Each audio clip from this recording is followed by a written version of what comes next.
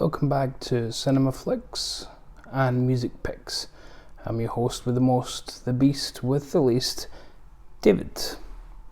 Today, we're going to talk about something that turned up, some time ago. I'm not wearing a watch. It is, as you can see from the title, why do people draw these things out? Flux, Doctor Who Flux, also known as the complete 13th series, although not in the spine, which will drive some OCD people absolutely nuts.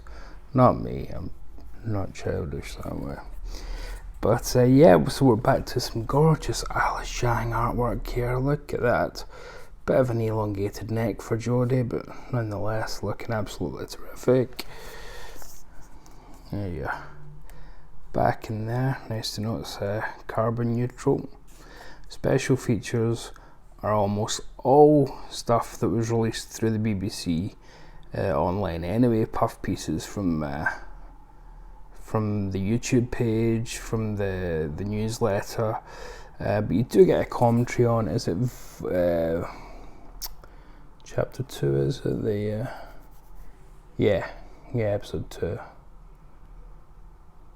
which is the Crimean episode, isn't it?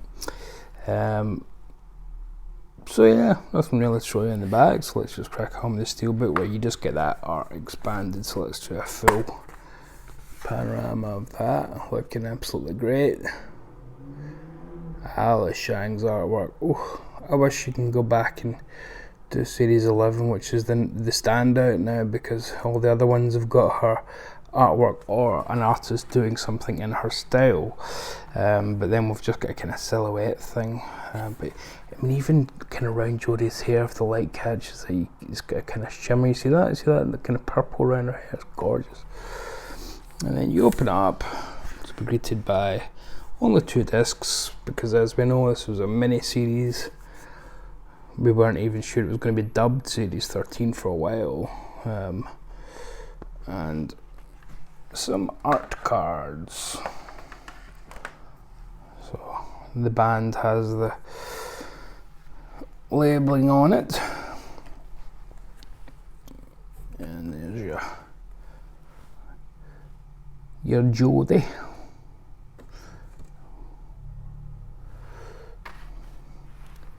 Mandeep as Yaz,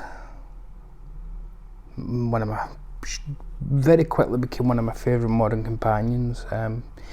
What I love about Mandeep and Yaz, she fulfills that classic companion role of asking questions, helping the Doctor. You know, she's very much in the classic mould, but without being the damsel in distress. I really think, well, we can go into that another time in full, but I really think series 11 should have just been Ryan and Graham, and then we meet Yaz for series 12 in Flux. I think that would do, because she had so little to do. I mean, we got to know her family better in series 11 than we did. And then with his walk as Dan, as played by John Bishop. But worried when he was cast, because I thought, right, we're losing Bradley Walsh and we're picking up John Bishop. Is he just going to be the same? I mean, he's a light entertainment celebrity. Is he just going to be, middle-aged? Is he just going to be playing Graham, basically? No, he's absolutely fantastic. He's much more open with his feelings. He's got a massive heart. Not that Graham didn't, but Graham was much more concentrated on Ryan, much more sarcastic, whereas Dan is very, very warm and wants to help everybody, and the evil Dan memes show just how much people love him. And then just a group shot, which is maybe a wee bit redundant, but art cards, you can give them to your granny for Christmas. And then no booklets for these things, but we do get a little reminder of your episodes and where the features lay. So let's do a quick overview. So chapter 1, I like that they're split into chapters, I thought that was cool. The Halloween Apocalypse. So that was very much just setting things up, wasn't it? It was very disjointed, but intentional, because it was setting up all these disparate stories. So we meet Dan, we see a weeping angel, we meet this woman who we're not sure who she is, but she knows the Doctor, and then we meet the Doctor has a flashback where she sees the Ravagers, and the Division are mentioned, and it all starts with Carvanista, the adorable dog, and he's somehow connected to Division as well. So, it was all these kind of puzzle pieces that Chibnall was inviting us to say, how are these going to fit together? And over the next 5 episodes, hopefully they will. Will they? Well, we know the answer now. I'm not going to answer that for you, because you might like it more than me, like it less than me, or like it exactly the same as me. Chapter 2, War of the Sontarans. So that's your Crimean War one, the one with Mary Seacole. But that also introduces, I believe, the Williamson Caves in Liverpool. Which again seems like a totally disparate thread until later on in the series, where things start to come together.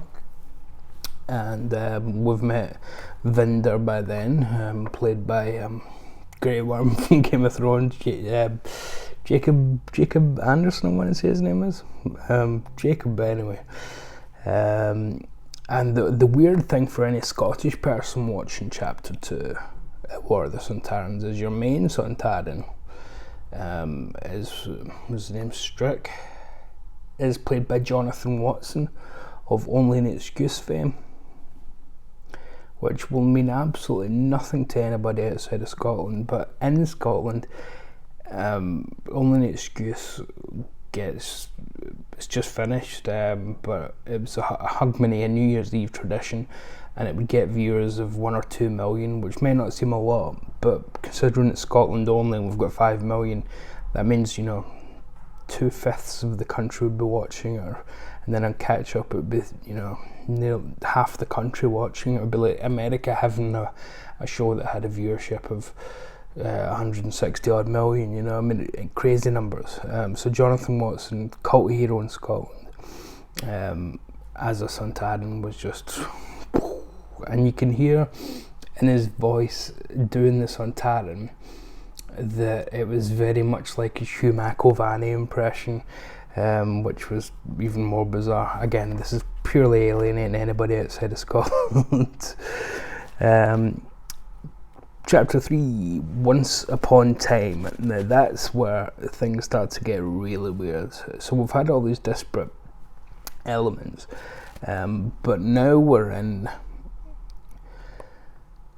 God, it's a bit kind of live, die, repeat. You're just thrown into these battles. Nobody seems to be who they were.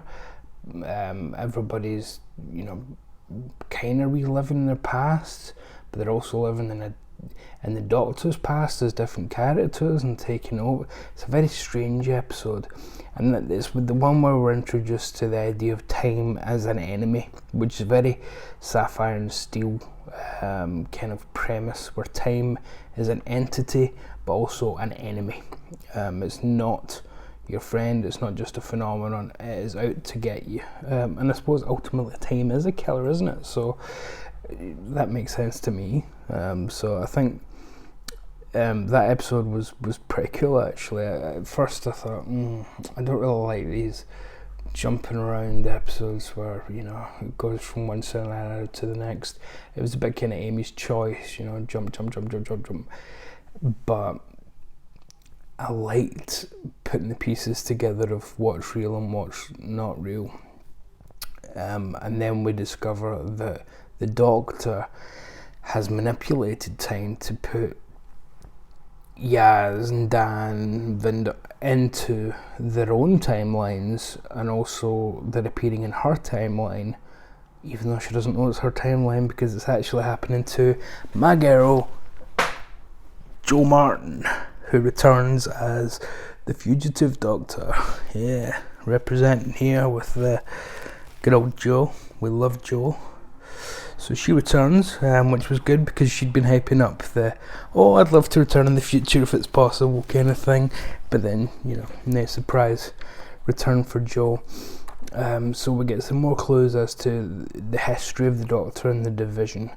That the Division were there to stop the Ravagers, the main villains of the series, way back in the day, and that the Doctor was much more of a warrior back in these presumable pre-Hartnell times. The Doctor was, by any means necessary. For Big Finish fans, maybe a more full Fathom 5 kind of Doctor. The ends justifying the means. But yeah, terrific episode which led us in to Village of the Angels by the end, because an angel popped up and took the TARDIS, which I love, because remember the quote way back when with Blink, the first ever angel appearance, we had the angels have the phone box. Well, the angels finally do have the phone box, because an angel takes control of the TARDIS and sets up Village of the Angels in 1967, when everybody, of course, is still celebrating Celtic winning the European Cup. There's a strange little village where people are going missing, and we're introduced to Professor, was it Eustachius? It wasn't just Eustace, Eustachius Jericho, as played by the wonderful Kevin McNally, who's a great addition to Doctor Who, a great addition to any show. He's a terrific actor, and we meet I can't remember her name for the life of me, but the character from the first episode who knew the Doctor and the gang, but they didn't know her yet. We find out exactly how she knows them. Wibbly wobbly, timey-wimey, as you'd expect from an Angels episode. The Weeping Angels then become a bit... I don't want to spoil too much in case people still have to catch up with certain things, but I think I kind of have to, because, surely you've seen Flux or you wouldn't be watching this. Yes, the Weeping Angels, I'm just going to spoil things. The Weeping Angels turn into aliens. Well, literally, I mean, the film Aliens, where there's like a tunnel of them, and it's much more than Time of the Angels from season 5. It's not that kind of decrepit angels. It's like a tunnel full of them, just like that shot in Aliens where they're coming through the ventilation shaft. And the angels take the Doctor. We've got a manipulative, evil angel. The others just seem to be survivors. They feed, but they're not doing it out of evil. Whereas this one is an evil bastard, and manipulates the Doctor into returning to the Division. So again, we're going back to this era, which we don't know about, which is terrific. And at this point, I'm thinking, Chris Chibnall, where have you been hiding? I mean, you never showed any of this long-form storytelling ability in series 11 or 12. Especially series 11, it was so continuity free. It was like every week was a sort of freebie almost. Tim Shaw was your big villain, for God's sake. A lot of crap. Pating.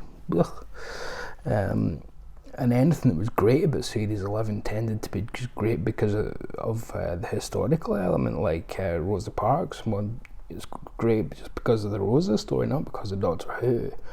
Same as the Punjab. It was great for the partition stuff, not because of the Doctor Who element. The only exception in series 11, I'd suggest, is what was it called? It Takes You Away, the kind of Norwegian fairy tale, bit Guillermo del Toro, bit Neil Gaiman. That was, one episode where it felt like, show's got its own identity at last. So anyway, back to this instead of criticising 3 years ago. Survivors of the Flux, Chapter 5. Dangerous territory, because it's an episode purely of setup, isn't it? It's an episode that takes all the pieces that we've been introduced to over the previous 4 episodes and puts them on the chessboard and gets them ready to make their final play. And it's basically saying it's all going to pay off in episode 6. So everything that has been built to relies on the payoff now.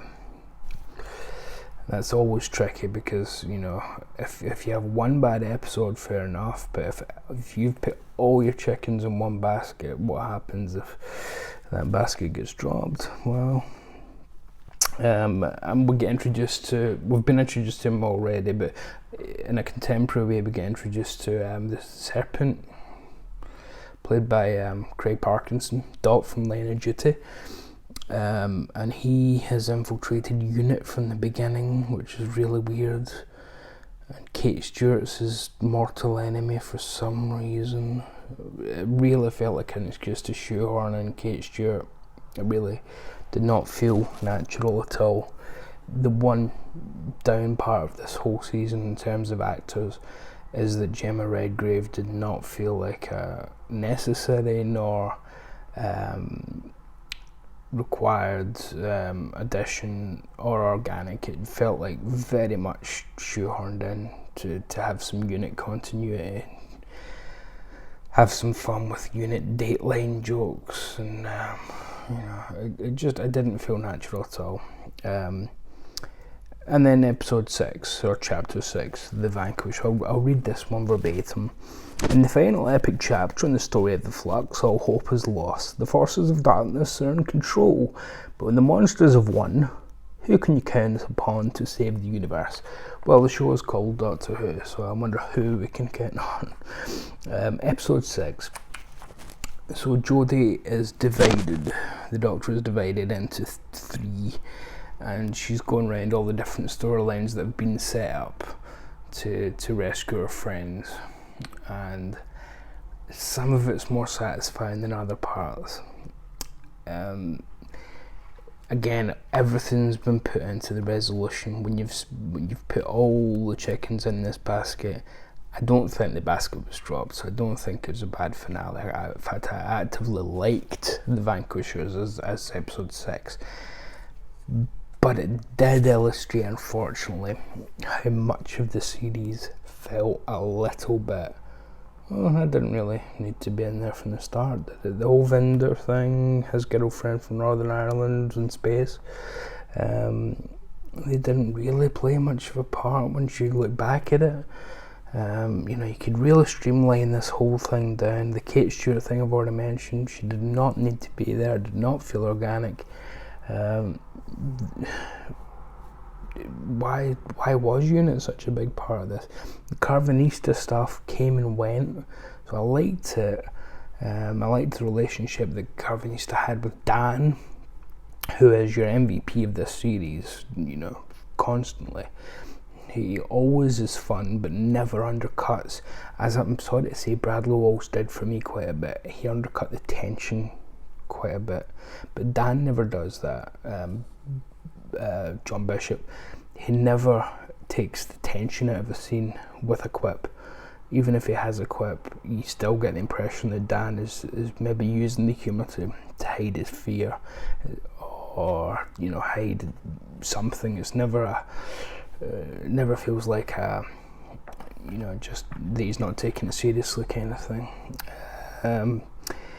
And ultimately, the resolution of the Doctor being put back together and having her past restored in the fob watch that she got from Tetu, and again Tetu returns from series 12 in such a, she's built up almost like a god, but then the Ravagers kill her in 2 seconds.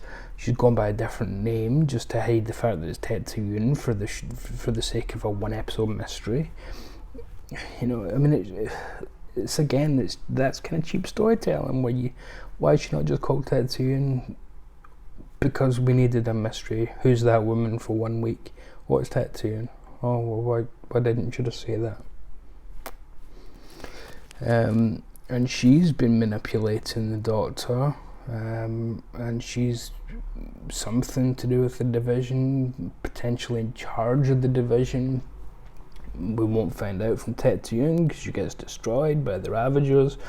We won't find out much from the Ravagers, but the Doctor now has the fob watch, so she was looking for all those answers, and then just puts the fob watch away, in the heart of the TARDIS kind of thing, which I kind of like, because if she learned anything from my girl Jo in series 12, Timeless Children, the episode itself, it should be,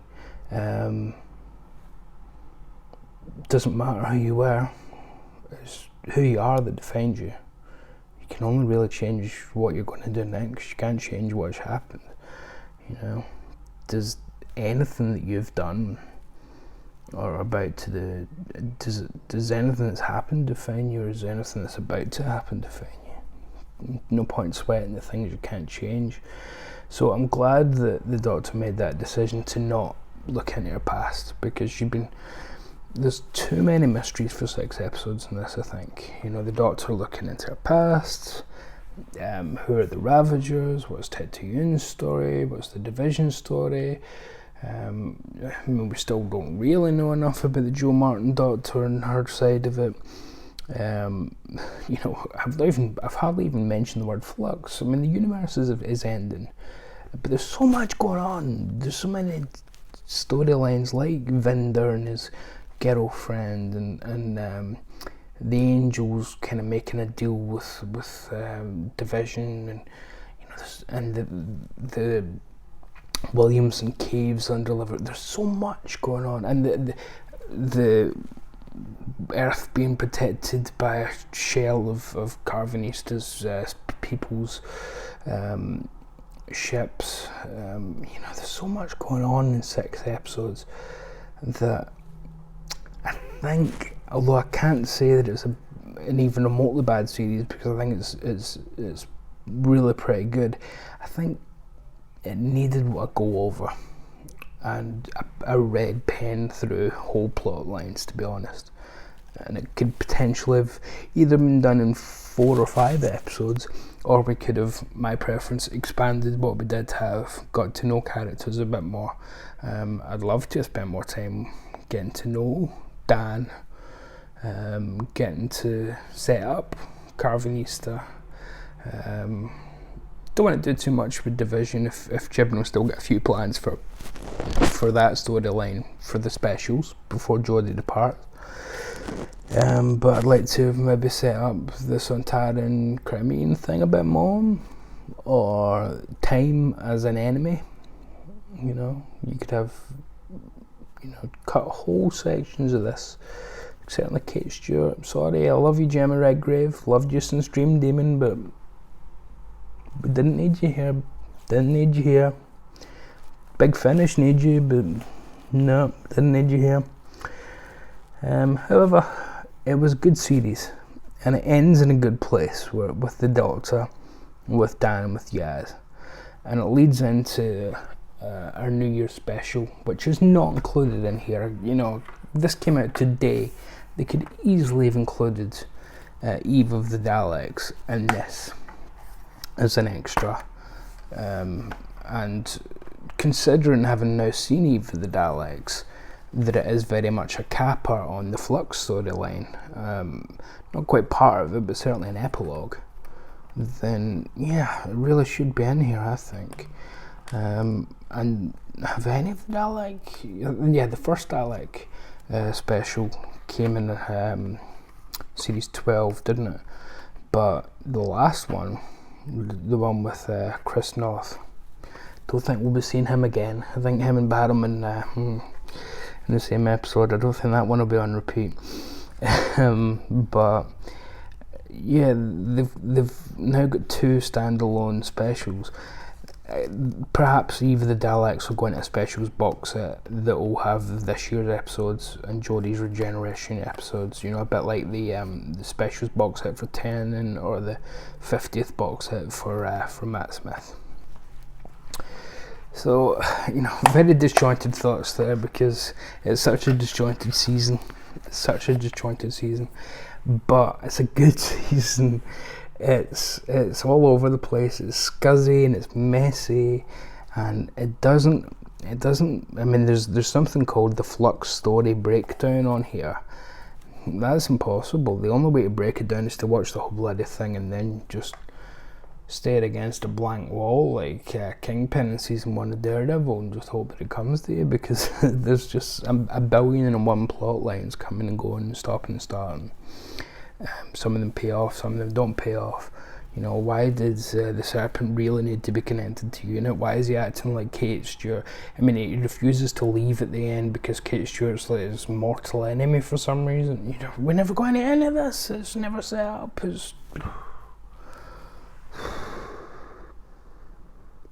But the good stuff totally outweighs all that. Jodie, best performance that she's had.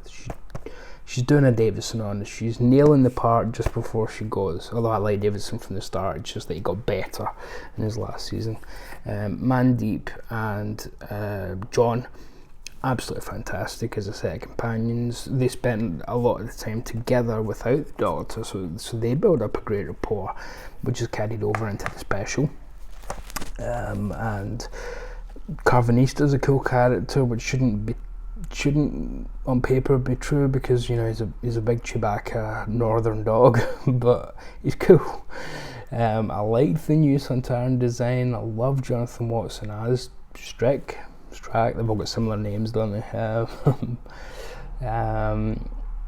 The Angels were really dangerous and treacherous and deadly again, which I liked. You know, the effects were cool.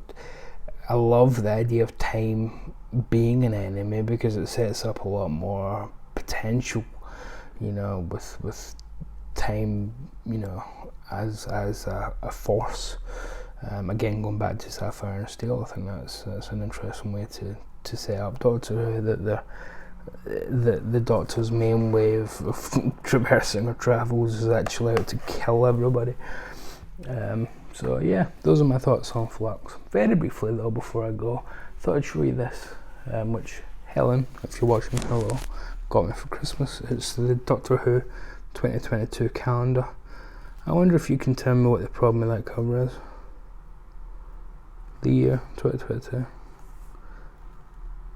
Where's Jodie? Is this a calendar for the female haters? Have they put out a calendar specifically for the Not My Doctor crowd? I don't really get this. Thank you, Helen. It's not your fault. You don't even watch the show, so you wouldn't know it. But, you know, we've got Capaldi. It doesn't even go through all the Doctors. We've got stuff from like the Power of 3, whatever that episode was called. We've got just Tennant and Pompeius. That we've got Doctor Mysterio, that one. We've got Missy and the Master from the Doctor Falls. You'll notice a theme here that it's all new, and it's just the same Doctor. Nice to see Paul McGann and John Hurt there, but you know, I mean, Catherine Jenkins and Michael Gambon. Do we need to go back to 2010 for this calendar? 2010 again, and the beach and Time of the Angels. Asylum of the Daleks. It's an 18-month calendar, in case you're wondering. Angels Take Manhattan. God, it's sad that I just need to look at the an episode. And here's a kind of montage of companions with Maisie Williams even included. McGann getting centre stage is nice, but again, it's just going over the same picture again. Jodie is not on any of these, but neither are, apart from the cover, are any of the classic Doctors. Isn't that weird? So you'd think if you saw that you would be in for, you know, a Doctor each month and then a couple of montages. Well, the weirdest one for me is right at the very end. So all those TV episodes, but then December 2022 is Tennant with your guys from oh god, what's the blood? I was going to say Dalek Empire, Dalek Universe. I mean, so we've got a random Big Finish image thrown in there as well, which is really weird. Yeah. So we've got Mark 7, and we've got Jane Slavin as well. I won't say because, you know, spoilers for her different appearances in Doctor Who. But yeah, what an odd calendar. And no classic Doctors included apart from the very front cover. And in general, there's not even a hole for you to put it up. So really, it's meant to be read as a book, but then you open it up and it's all sideways, so it should hang like that, but there's no hole. I don't know, that's a strange calendar. As a Doctor Who continuity fan, as a Big Finish fan, to have one very random image from that like universe, and then just as somebody who wants to hang a calendar up, you need a drill. That's very weird. It's almost as convoluted as some of this. They should have just thrown an image of Kate Stewart in that calendar just to really cap it off. But somehow I've managed, I don't know how I always do this, but I've managed to waffle for half an hour again. Don't know how I do it. Anyway, that's Flux for you. So why don't you let me know if you enjoyed it, like me, loved it at parts, but ultimately kind of went, God, that was really messy. Or let me know if you loved every bit of it, or tell me if you couldn't give two fucks about it. Stick a wee comment. Or tell me if you'd prefer to see Joe Martin as the new Doctor. It's not going to happen, but you know, just representing Joe because I love her. Well, I've kept you long enough. Time for you to go and get your tea, I think. So, listen, thanks very much for watching, if you've watched this far. Let's be very careful out there. Love and mercy, my dears. Love and mercy.